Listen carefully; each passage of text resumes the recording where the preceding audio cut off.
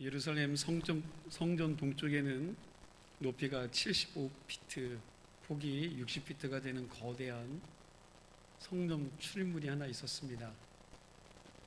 지금은 없어서 확인할 수 없지만 역사가 요세푸스에 의하면 이 문은 고린도 건축 양식의 도움을 받아서 지어진 곳으로 은과 금과 구리로 장식된 아주 아름다운 문이었다고 합니다.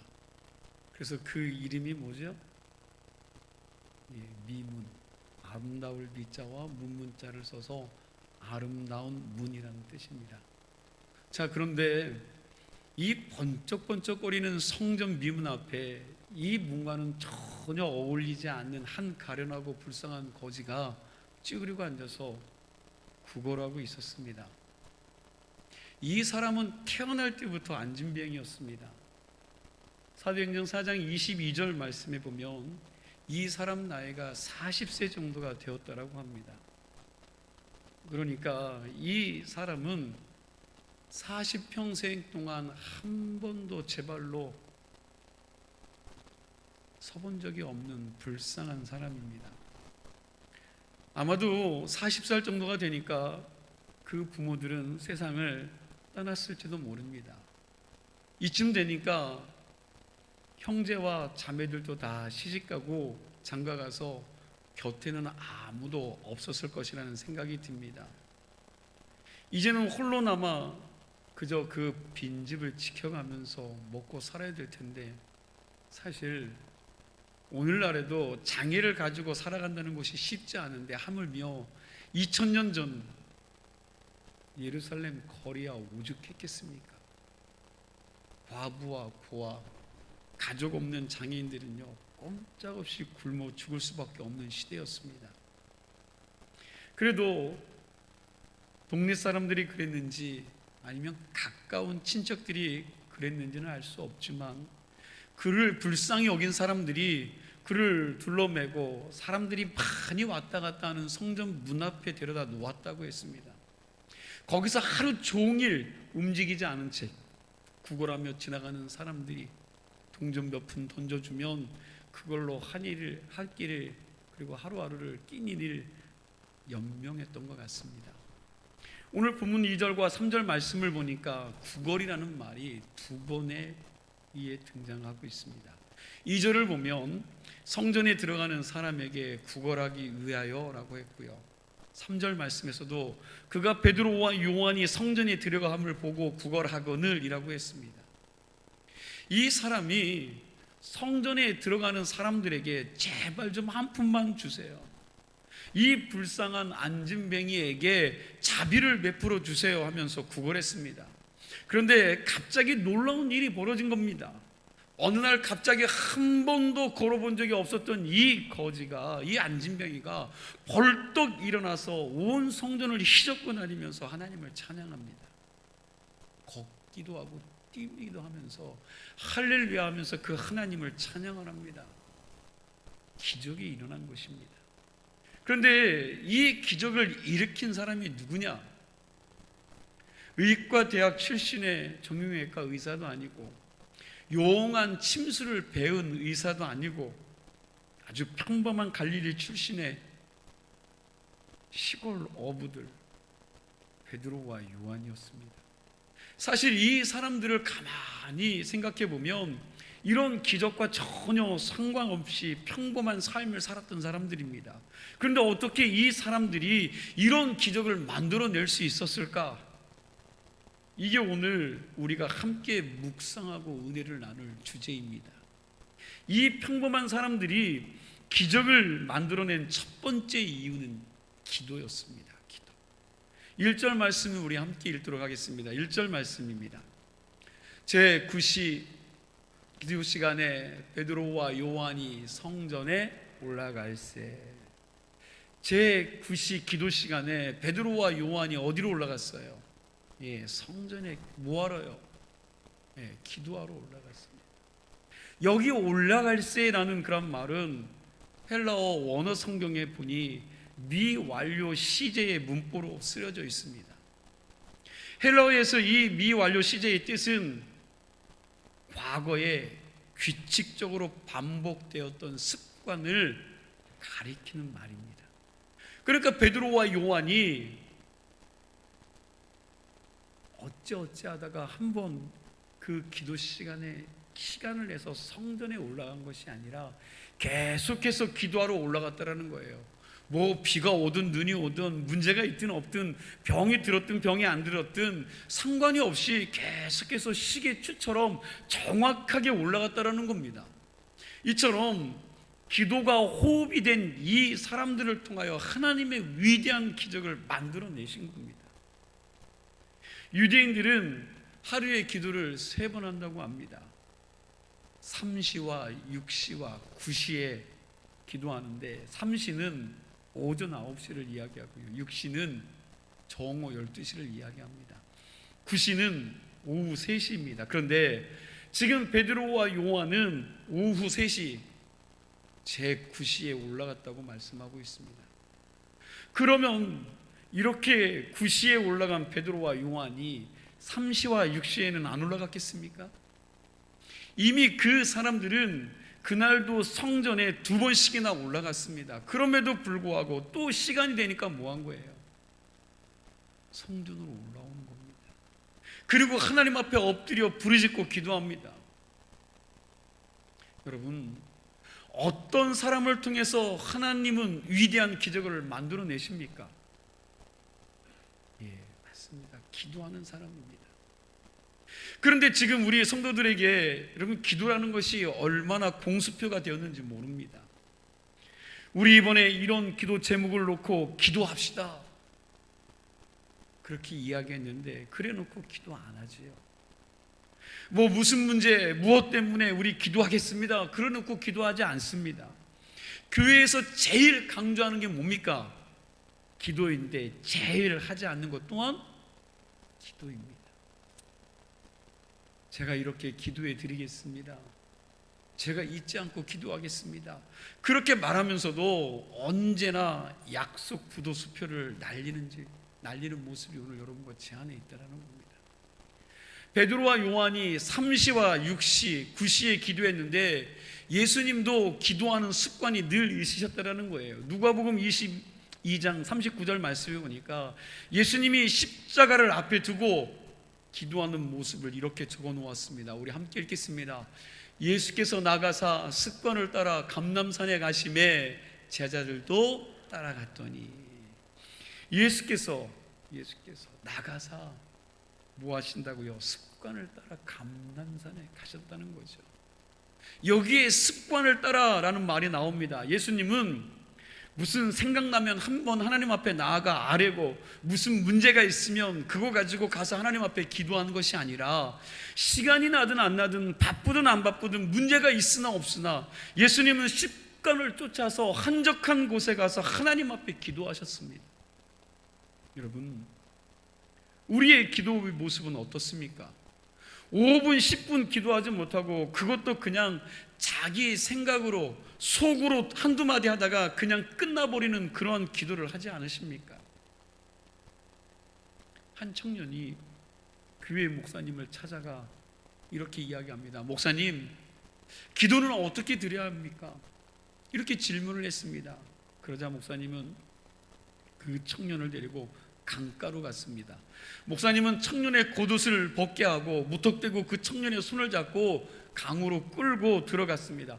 깜짝 놀란 청년이, 아니 목사님, 저는 수영을 배우러 온 것이 아닌데, 저는 수영을 배우러 온 것이 아닙니다 그렇게 이야기하자 목사님은, 그래, 기도하는 법을 가르쳐 주려고 하는 거야 그렇게 말하면서 갑자기 그 청년을 잡고 어떻게 해요? 물속에 넣는 겁니다. 물속에 집어넣어 버렸습니다. 그러자 청년은 물속에서 발버둥을 치면서 살려달라고 애원을 했습니다. 그제서야 그 목사님께서 그 청년을 건져 주었습니다. 겨우 살아난 청년은 숨을 몰아쉬면서, 아니 목사님, 제가 언제 기도하는 법을 가르쳐 달라고 그랬지 물속에서 죽여달라고 했습니까? 이 흥분된 목소리로 목사님을 향해서 항의를 했습니다. 그러자 목사님께서 빙그레 웃으시면서, 그래, 물속에 있으니까 어떻든 숨 쉬고 싶지, 살고 싶다는 생각이 들지, 그 생각밖에는 들지 않았을 거야. 이것이 바로 내가 자네에게 가르쳐주고 싶었던 기도일세. 기도는 바로 그렇게 절실하고 간절한 마음으로 해야 한다는 것을 자네에게 알려주고 싶었는데, 우리가 기도할 때의 마음도 바로 이와 같아야 합니다. 익사 직전에 우리가 살기 위해 결사적으로 몸부림치는 것처럼 간절한 마음으로 기도할 때 하늘 보좌를 움직일 수 있으며 간절한 믿음으로 기도할 수 있습니다. 간절하고. 그럴 때에 우리의 믿음도 강력해진 줄로 믿습니다. 웨일즈라는 역사가가 있었습니다. 이 사람은요, 역사가이면서 소설을 많이 썼어요. 투명의 인간이라는 소설도 이 사람의 작품인데, 이 사람의 단편집 중에 대주교의 죽음이라는 단편이 있습니다. 어느 날 대주교가 그날도 습관을 따라 성당에 들어갔습니다. 밤중에 들어가서 하나님 앞에 기도를 드립니다. 오 거룩하시고 전능하신 하나님 아버지 하는데 갑자기 어디선가 음성이 들립니다. 왜 그러냐? 왜 그러냐? 이 소리를 듣고 이 주교가 깜짝 놀랍니다. 이거 아무도 없는 성당에 들어왔는데 누가 장난을 치나 싶어 눈을 번쩍 뜨고 거기 성당에 누가 장난치시오? 하고 둘러보는데 아무도 없습니다. 그래서 자기가 기도하다가 헛소리를 들었나 싶어 다시 기도를 합니다. 오 거룩하시고 전지전능하신 하나님 아버지 하는데 또 음성이 들리기를, 그래 무슨 일이냐 말해보거라, 들어주마. 이때 이 대주교가 이상한 생각이 듭니다. 그리고는 혹시나 해서 물어보는 거죠. 하나님 진실로 당신이십니까? 했더니 하나님이 뭐라고 그랬을까요? 그래 나다. 그러는 것입니다. 이 음성을 듣고 대주교가 놀라서 이렇게 외칩니다. 아니 그럼 지금까지 나의 모든 기도를 다 들으셨다는 말씀입니까? 그러자 하나님께서는 그렇다고 다 들었다라고 하셨습니다. 이 순간 너무 놀란 대주교가 어떻게 해요? 심장마비로 세상을 떠난 겁니다. 무슨 이야기입니까? 한평생 기도를 그냥 의례적으로만 했다는 거지요. 하나님 앞에 습관적으로 기도했는데 하나님이 내 기도를 듣고 계신다는 자각은 단 한 번도 해본 적이 없었던 것입니다. 그러다가 하나님이 정말 내 기도를 지금까지 낱낱이 듣고 계셨다는 말인가를 깨닫는 그 순간에 그는 쇼크가 와서 사망한 것입니다. 우리는 어떻습니까? 여러분들은 지금 어떤 기도를 드리고 있습니까? 과연 내 기도를 하나님이 들으신다는 자각을 가지고 기도하고 계십니까? 아니면 그저 습관적으로 입을 벌려 기도하고 계십니까? 이 시간 바라기는 기도에 대한 확신과 믿음을 가지고 기도하는 여러분들이 다 되시기를 바랍니다. 마가복음 9장에요, 예수님께서 변화산상에 오르셨던 사건이 나와요. 이 사이에 어떤 사람이 귀신 들린 아들을 데리고 예수님 앞에 고쳐달라고 왔는데 예수님께서는 산에 올라가고 제자들만 그 밑에 남게 되었습니다. 그러니 제자들에게 부탁할 수밖에 없었습니다. 그래서 제자들이 고쳐보려고 하는데 돼요? 안 돼요? 안 되는 거예요. 이 귀신아 나가라 나가라 하고 소리질러도 멀쩡하게 나가지 않습니다.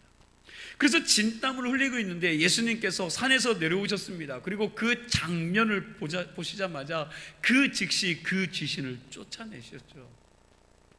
그 순간 제자들이 민망하기도 하고 이상하기도 해서 묻습니다.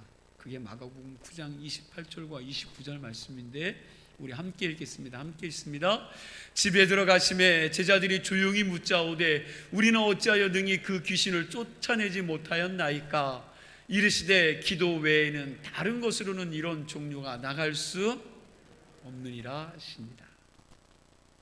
기도 외에는 다른 것으로 이런 종류가 나갈 수 없느니라라고 말씀하시죠. 공동번역 성경을 보니까 예수님께서는 기도하지 않고서는 그런 것을 쫓아낼 수 없다라고 대답하셨다라고 말씀하고 있어요. 사실 그 제자들도 병을 고치고 귀신을 쫓아내는 이정을 행했던 일들이 있었습니다. 제자들은 이미 예수님으로부터 권능을 받았고 그 권능으로 능히 귀신을 쫓아낼 수 있었기 때문입니다. 그러나 그 같은 권능은 그들의 영원한 소유가 될 수 없었는데 제자들의 능력이 지속되지 못한 이유가 무엇입니까? 결론은 계속 기도하지 않은 것이에요. 우리도 마찬가지입니다. 분명히 하나님의 살아계심과 전지전능하심을 믿습니다. 지금도 그 하나님이 나와 임마누엘로 함께 하심을 믿습니다. 그런데 왜 무력합니까? 기도가 없어요. 기도가 없으니까. 그래서 기도 외에는 다른 방법이 없다고 하십니다. 우리가 눈에 보이지 않는 사단과 마귀의 계계를 어떻게 깨트릴 수 있습니까? 어떻게 싸워 이길 수 있습니까? 우리는 못합니다. 보이지 않는데 우리 지성과 우리의 실력과 우리의 힘으로 어떻게 이길 수 있겠습니까? 기도밖에는 다른 게 없습니다. 그리고 내 마음속에서 순간순간 올라오는 이 육신의 정욕과 안목의 정욕과 이성의 자랑, 이 같은 인간의 욕심과 탐욕을 무슨 수로 여러분들이 이길 수 있습니까? 내가 이제부터 거룩하게 살아야지, 그렇게 결심을 백날 해도 안 돼요. 기도 외에는 내 마음 깊숙한 곳에 숨겨져 있는 이 욕심과 탐심과 교만을 제어할 수 있는 게 없습니다. 이 험하고 타락한 세상에서 거룩한 하나님의 뜻대로 정결할 수 있는 방법은 또한 기도밖에 없는 줄 믿으시기 바랍니다.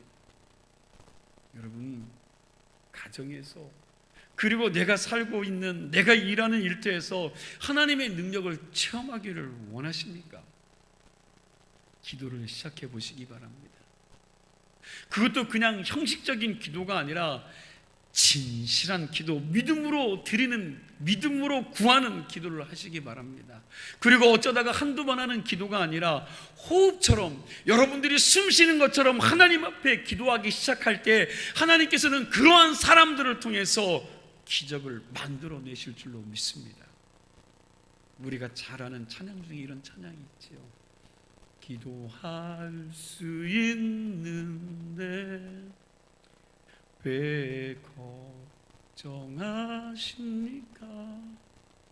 기도하면서 왜 염려하십니까?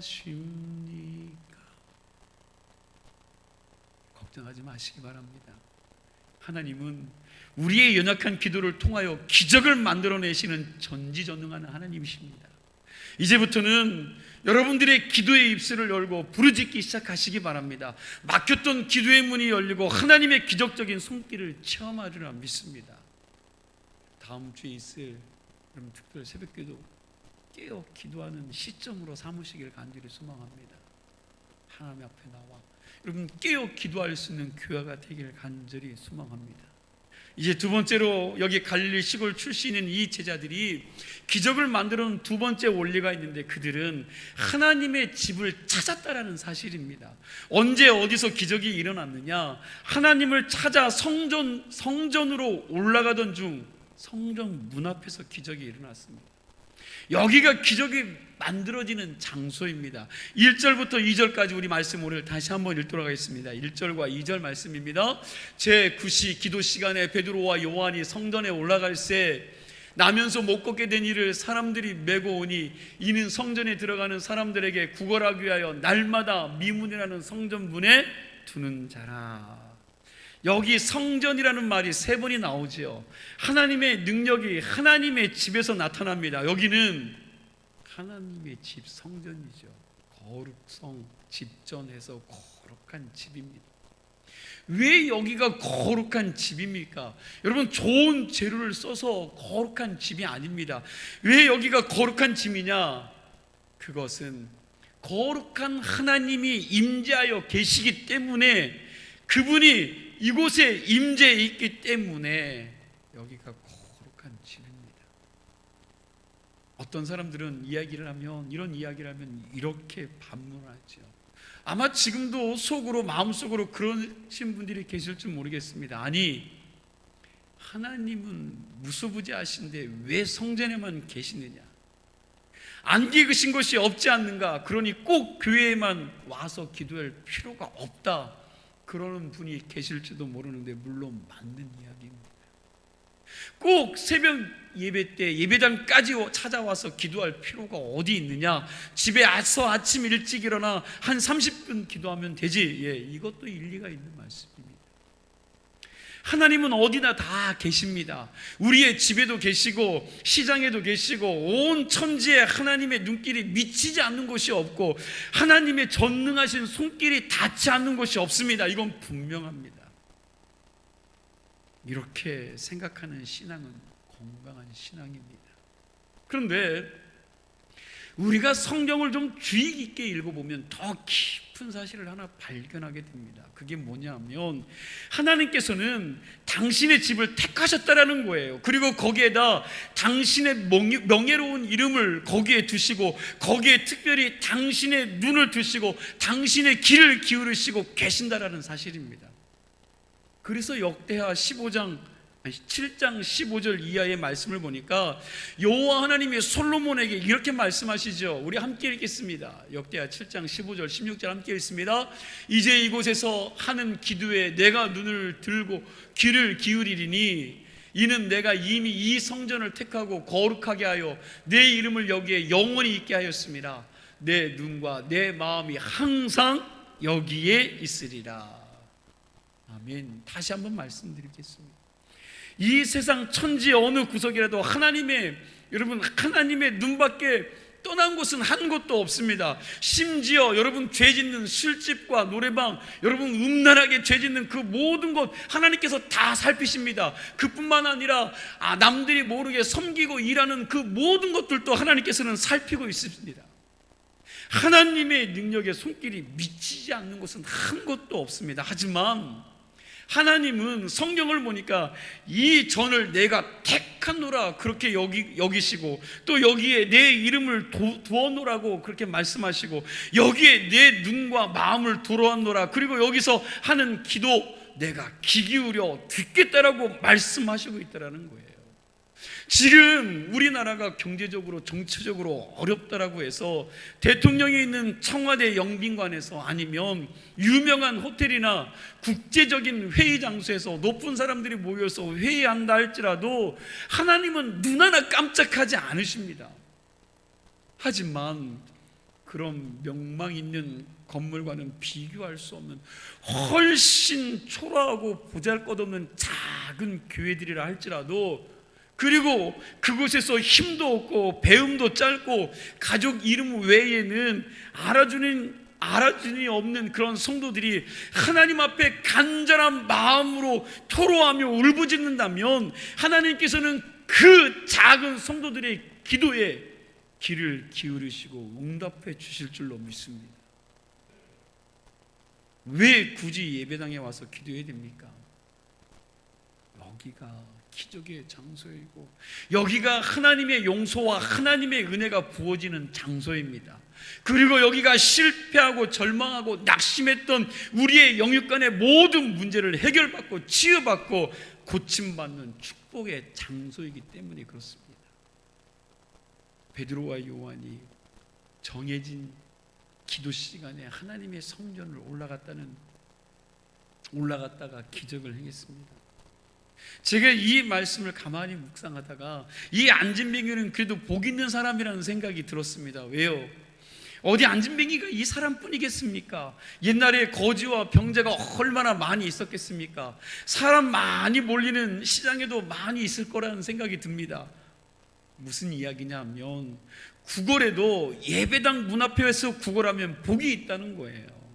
가끔 보면 교회에서 교인들끼리 탁탁 한바탕 싸우죠. 그리고 나서 뭐라고 합니까? 에이, 그 사람은 꼴 보기 싫어서 내가 다른 교회로 가든지 해야지 뭐 하면서 이참에 교회를 다니기를 그만두는 사람들이 있지요. 그리고 가끔씩 원치 않은 질병에 걸려서 하나님이 있긴 뭘 있어 하고 그냥 낭망하고 교회를 떠나는 분들도 있고요. 사업에 실패하고 여러 상황이 어려워지다 보니 또 교회를 멀리하는 분들도 있습니다. 안타까운 일입니다. 여러분은 어느 때든지 잘 되든지 못 되든지 흥하든지 망하든지 하나님의 눈과 하나님의 마음이 머무시는 이 성전에 머물기를 사모하시기 바랍니다. 실패했어도 병들었어도 이곳에 와서 기도하시기 바랍니다. 그리고 낙심하고 절망했어도 여기 머물면서 하나님 앞에 호소하고 기도하시기 바랍니다. 여기가 우리의 모든 문제를 풀어주시고 은혜를 부어주시는 기적의 아름다운 장소인 줄 믿으시기 바랍니다. 자, 이제 세 번째, 오늘 본문에서 기적이 일어나는 원인이 뭐냐? 예수 그리스도의 이름입니다. 베드로가 무슨 특별한 능력이 있었던 것도 아니고 뭐 외과 의사도 아니었습니다. 그가 믿는 것은 오직 누구요? 오직 하나, 자기 속에 살아계시는 예수 그리스도 그 한 분밖에 없었다라는 사실이에요. 사실 이 안진뱅이가 요구한 것이 뭘까요? 여러분, 안진뱅이가 요구하는 게 뭐예요? 돈이죠, 돈. 그날 좀 하루 배불리 먹을 수 있는 돈입니다. 지나가는 사람 얼굴 보면서 저 사람은 얼마를 줄까? 저 사람 뭘로 보이는 거예요? 돈으로 보이는 거죠. 돈으로밖에 안 보이는 겁니다. 그래서 1,000원짜리로도 보이고 5,000원짜리로도 보이고 10,000원짜리로 보입니다. 그런데 베드로와 요한이 지나가면서 자기를 쳐다보고 뭐라고 그래요? 우리를 보라고 하니까 이 안진뱅이가 속으로 그랬을 거예요. 야, 오늘 하루 종일 공쳤는데 좋은 일이 있을 것 같다. 한 건 하겠구나. 여러분, 그런 생각을 들고 고개를 들어서 쳐다보았습니다. 그랬더니 베드로가 뭐라고 그래요? 실망한 거죠. 은과 금은 내게 없거니와. 에이, 돈도 없는 게 그냥 왜 고개를 들라고 그래? 여러분, 그렇게 생각했을지도 몰라요. 그러나 그 다음이 중요합니다. 베드로가 은과 금은 내게 없지만 내게 있는 것으로 내게 주노니 곧 누구의 이름으로요? 나사렛 예수의 이름으로 걸으라고 선언했습니다. 그 순간 나면서부터 한 번도 걸어본 적이 없던 그가 그 발과 발목에 힘을 얻고 뛰어서 서서 걸으면서 성전에 들어가 하나님을 찬양하는 겁니다. 베드로와 요한이 지금은 돈 한 푼 없는 가난뱅이입니다. 그러나 어떻게 보면 이들은 가장 부자입니다. 왜 그렇습니까? 전지전능하신 하나님, 하늘과 땅을 지으신 살아계신 그 하나님 마음속에 품고 다니는 사람들이었기 때문에 이들이 진짜 부자들입니다. 이 이름 앞에 해결되지 못할 문제가 어디 있겠습니까? 베드로는 아마 자기가 예수님의 능력으로, 예수님의 이름의 능력으로 경험한 이 첫 번째 기적의 사건, 안진뱅이를 일으킨 이 기적의 사건을 죽을 때까지 결코 잊지 못했을 것입니다. 여러분, 만일 예수 그리스도가 내 안에 계시기만 한다면 좀 못 배우면 어떻습니까? 많이 가지지 못했으면 어떻습니까? 권력이 좀 없으면 어떻습니까? 상관이 없습니다. 왜요? 왜 그렇습니까? 이분만이 내 안에 계신다면 모든 기적의 가능성을 이미 내 안에 소유하고 있는 거나 다름이 없기 때문인 줄 믿으시기 바랍니다. 이분이 내 안에 살아 계시기만 한다면 나도 살고 나를 만나는 사람들도 수없이 살아날 수 있고 살릴 수 있고 거룩한 하나님의 축복의 길로 인도할 수 있는 사람이 될 수 있으리라 믿습니다. 능히 그런 일들을 이뤄낼 줄 믿어요.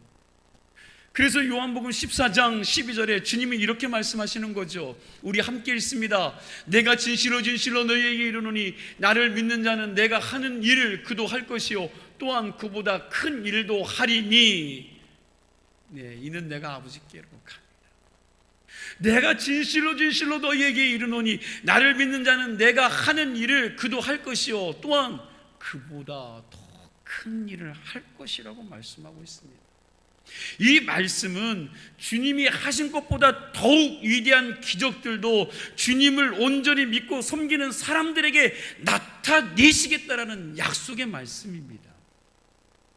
마지막으로 이제 결론을 맺겠습니다. 오늘 말씀드린 가장 중요한 핵심의 말씀입니다. 오늘 성전 미문에 앉아있는 안진뱅이의 모습을 보면서 저는 현재 예수 믿는, 현재 그리스도인이라고 하는 여러분과 저의 모습을 생각하게 되었습니다. 자, 이 사람이 40년 동안 성전을 출근했습니다. 4개월도 아닌 40년입니다. 40년. 그런데 이 안진뱅이의 관심이 뭐예요? 이 사람의 관심은 오직 어디에가 있습니까? 그렇죠. 자기에게 떨어지는 돈 몇 푼이었지 성전 안에 계시는 살아계신 하나님, 전지전능하신 하나님, 우리의 모든 문제를 풀어주시고 역사하시는 그 하나님의 능력에 대해서는 생각해 본 적이 단 한 번도 없는 사람이죠. 단 한 번도 없습니다. 오늘날 많은 크리스천들이 주일날 예배당에 꼬박꼬박 나옵니다. 예수를 믿은 지 수년이 됐고요, 몇째째 예수 믿게 되었습니다. 예배도 잘 드리고 찬송도 잘합니다. 헌금도 드립니다. 그런데 하나님의 마음에 가까이 간 사람은 그렇게 많지 않은 것 같습니다. 수년간 교회를 다녔는데도 진실한 기도 한번 제대로 드려본 적이 없습니다. 그리고 정말 주님이 원하시는 대로 사랑할 줄도 모르고 수도 없이 설교를 들으면서도 성경적인 지식은 있는지 모르지만 여전히 변화되지 못해서 자기밖에 모르는 영적인 안진뱅이들이 너무 많다라는 사실입니다. 남을 대접할 줄은 모르고 끊임없이 대접받을 줄만 알고 봉사할 줄도 모르고 입을 열어 전도할 줄도 모릅니다. 전신이 마비되어 안진뱅이처럼 그냥 앉아서 민기적거리만 하는 신앙인들이 너무 많다는 사실입니다. 수십 년 예수 믿었어도 성전 뜰만 왔다 갔다 하는 안진뱅이처럼 일어날 줄 모르는 신앙인들이 오늘날 교회에 너무나도 많이 있다는 사실이에요. 이 시간 바라기는 우리 주문진교회 모든 성도님들은 예수의 이름으로 일어나 걸으시는 역사가 있기를 원하고, 주님의 말씀을 붙들고 무력한 안진뱅이의 실랑에서 벌떡 일어나 하나님의 일들을 감당하는 자들이 되기를 간절히 소망합니다. 40년의 세월, 짧은 시간이 아니에요. 엄청난 긴 시간입니다. 여러분, 몇 년 예수 믿으셨습니까? 예수 믿은 지 얼마나 되셨습니까?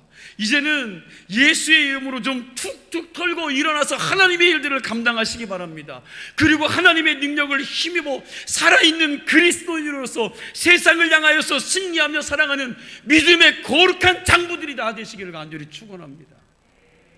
그런 신앙으로 하나님을 기쁘시게 하는 여러분과 제가 다 될 수 있기를 축원합니다. 기도하시겠습니다. 하나님